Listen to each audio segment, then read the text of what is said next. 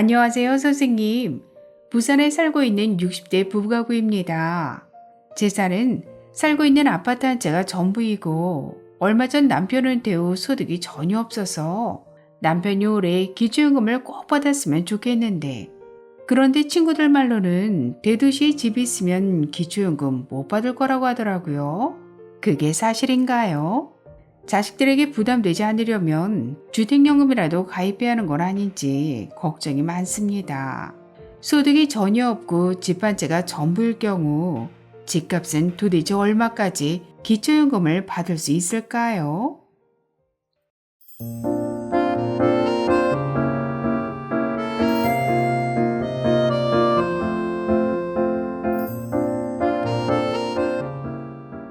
안녕하셨습니까? 행복한 인생의 음악 알베르토입니다. 고금리 고물가 시대 2024년 현재 집값은 과연 얼마까지 기초연금을 받을 수 있을까요? 오늘 아주 쉽게 설명해 드리겠습니다.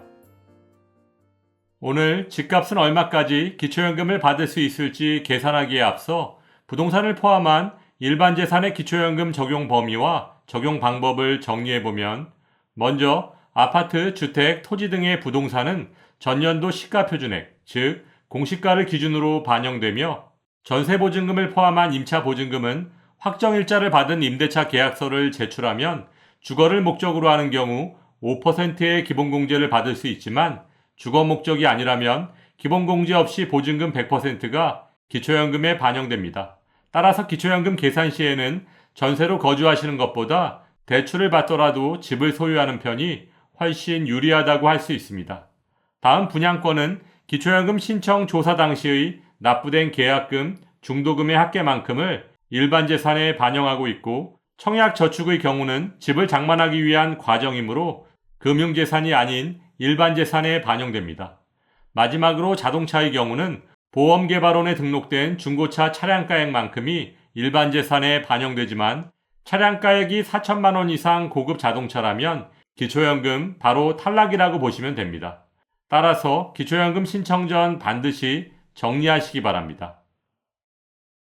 2024년 기준 일반 재산은 얼마까지 기초연금을 받을 수 있는지 계산하기에 앞서 전제 조건을 설명드리면 2014년 대도시 기준 부부가구의 경우이고 소득 역전 방지 감액 없이 부부 합계 53만 5,680원을 모두 받을 수 있는 경우입니다.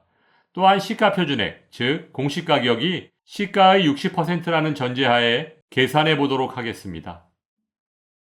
2014년 현재 기초연금은 신청인과 배우자의 소득과 재산, 그리고 부채까지 모두 반영한 소득 인정액이 단독가구 213만원, 부부가구 340만 8천원 이하면 기초연금을 받으실 수 있는데요. 먼저 부부가구의 경우를 설명드리면 소득 인정액이 340만 8천원 이하면 기초연금을 부부합계 53만 5,680원까지 받으실 수 있다는 얘기인데요. 여기에 소득 역전 방지 감액을 당하지 않고 53만 5,680원을 모두 받으려면 소득 인정액이 부부가구 선정 기준액 340만 8천원에서 53만 5,680원을 뺀 287만 2,320원 이하여야 합니다. 그럼 대도시의 시가 16억 원 아파트를 예를 들어 계산해 보겠습니다. 시가 16억 원 아파트의 시가 표준액이 60%라고 가정하면 시가 표준액은 9억 6천만 원이고 여기서 지역별 기본공제 대도시 기준 1억 3,500만 원을 차감하면 8억 2,500만 원. 여기에 소득 환산율 4%를 곱하면 3,300만 원이고 이것을 다시 12개월로 나눠주면 소득 인정액은 275만 원이 됩니다. 따라서 대도시의 부부가구는 다른 재산과 소득이 전혀 없을 경우 시가 16억 원 정도의 집까지는 기초연금 53만 5,680원을 감액 없이 모두 받으실 수 있습니다. 그렇다면 단독가구는 집값이 얼마까지 기초연금을 받을 수 있을까요? 단독가구의 경우도 부부가구와 같은 전제 조건인 2014년 대도시 기준 시가 표준액은 시가의 60%이고 소득 역전 방지 감액 없이 기초연금 33만 4,810원을 모두 받으려면 소득 인정액이 단독가구 선정 기준액 213만 원에서 33만 4,810원을 뺀 179만 5,190원 이하여야 하는데요. 시가 11억 원 아파트를 예를 들어 계산해보면 시가 표준액은 시가의 60%인 6억 6천만 원이고 6억 6천만 원에서 지역별 기본공제 대도시 기준 1억 3,500만 원을 차감하면 5억 2,500만 원. 여기에 소득 환산율 4%를 곱하면 2,100만 원. 이것을 다시 12개월로 나눠주면 소득 인정액은 175만 원이 됩니다. 따라서 대도시의 단독 가구는 다른 재산과 소득이 전혀 없을 경우 시가 11억 원 정도의 집까지는 기초연금 33만 4천 원을 감액 없이 모두 받으실 수 있습니다. 그런데 뉴스를 보면 아파트 공시가격 반영률이 70%라고 하던데 왜 시가 표준액을 시가의 60%로 계산하는 건가요? 잘못된 것 아닌가요? 2024년 현재 기초연금 계산 시 반영되고 있는 부동산의 시가 표준액은 2013년 공시가를 기준으로 적용되는 것이고 2014년 공시가격은 내년 4월부터 기초연금에 반영됩니다. 즉, 시가 표준액은 시가보다 1년 이상 늦게 기초연금 계산에 반영되기 때문에 요즘처럼 1년의 아파트 값이 몇 억씩 오르내리는 상황을 감안한다면 시가 표준액을 시가의 60% 정도로 적용하는 것이 큰 무리는 없는 것으로 판단됩니다. 보다 정확한 계산을 원하신다면 국토교통부 홈페이지에서 해당 부동산의 시가 표준액을 직접 확인하시기 바랍니다. 그렇다면 시가 16억 원 아파트를 10억 원에 전세를 주고 아들 집에 함께 산다면 어떻게 적용되는 건가요? 전세보증금은 해당 부동산 시가 표준액의 50%까지만 부채로 공제받으실 수 있습니다.